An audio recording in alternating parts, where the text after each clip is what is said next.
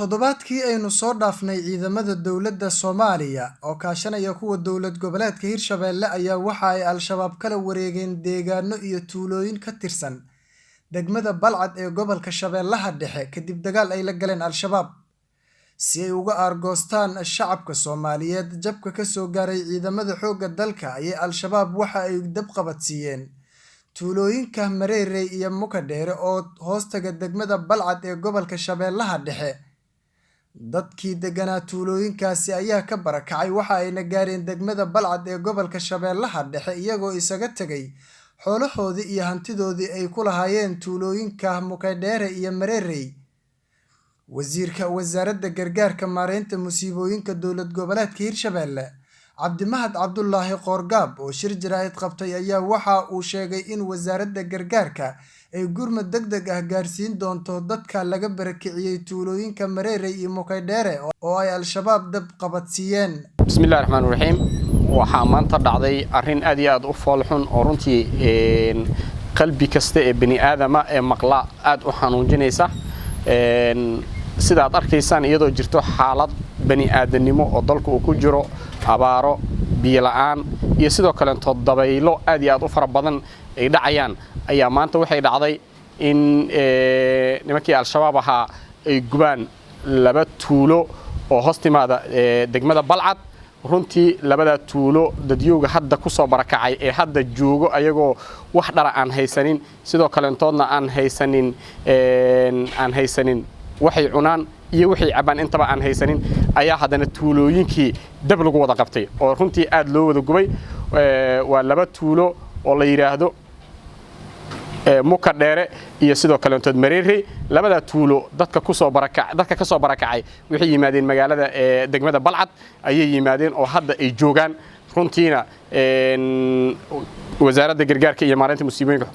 xukuumadda Hirshabelle iyo wasaaradda gargaarka maareynta musiibooyinka xukuumadda federaalka ayagoo iskaashanayaan ayay maxaa la yiraahdaa waxay maxaan ku sheegaa gargaar degdeg ah la gaarayaan dadka ku soo barakaca oo ilaa iyo hadda gaarayo 2,000 oo qoys runtiina wali way soo socdaan oo waxay soo gaarayaan sidoo degmada gudoomiyaha degmada noo xaqiijiyay waxay soo gaarayaan degmada Balcad ayay soo gaarayaan ayagoo dharna aan haysanin iska daa wax kalentooda waxay cunaan iyo waxay cabaana aan haysanin ayay soo gaarayaan degmada Balcad sidoo kale wasiirka wasaaradda gargaarka maareynta musiibooyinka dowlad goboleedka Hirshabelle Cabdimahad Cabdullaahi Qoorgaab ayaa musharaxiinta u taagan kuraasta xildhibaanada golaha shacabka oo ay deegaan doorashadoodu tahay magaalada Jowhar ugu baaqay in ay ka qayb qaataan gurmadka la gaarsiinayo dadka laga barakiciyay tuulooyinka Mareerey iyo Mukadheere ee ka tirsan degmada Balcad ee gobolka Shabeellaha Dhexe waxaan leeyahay anoo ka faa'iideysanayo jaaniska ay siisay telefishinka Hirshabelle ay siiyeen waxaan leeyahay musharaxiinta Hirshabelle hadda kuraastoodu taalo magaalada Jowhar runtii waxaan leeyahay waxa aad baxsanaysaan qayb kamida waxaan idinka codsanaynaa inaad maxaan ku sheegaa dadkaas masaakiinta ah aad ku deeqdaan wasaaradda gargaarka maareynta musiibooyinkana waxa ay haysay ilaa iyo raashin qayba raashin ama lacaga ayaan la gaari doonaa sidoo kale teendooyin ayaan la gaari doonaa oo ka wasaarad ahaan iyo ka maamul ahaan aan la gaari doono sidoo kale toodna waxaan aad iyo aad baaq dheer ugu dirayaa dadka ilaahay waxa uu u dhiibay inay ayaguna wax ka gaarsiiyaan dadkaas la dhibaateeyay maxaan ku sheegaa ayagoo waxba galabsanin la dhibaateeyana waxaan leeyahay hal la garab istaago oo aan isgarab istaagno ayagoo ewel abaar ay haysay ayay haddana waxay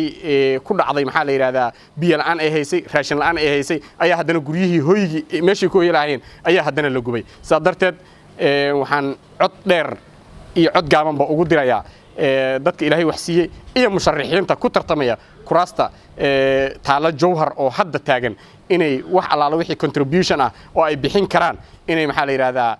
kuwa ay nagu soo wareejiyaan oo aan maxaa la yiraahdaa dadkaas aan garab istaagno hilihowna aan la garab istaagno waa mahadsantiin Mahad Axmed Calasow Hirshabelle TV magaalada Jowhar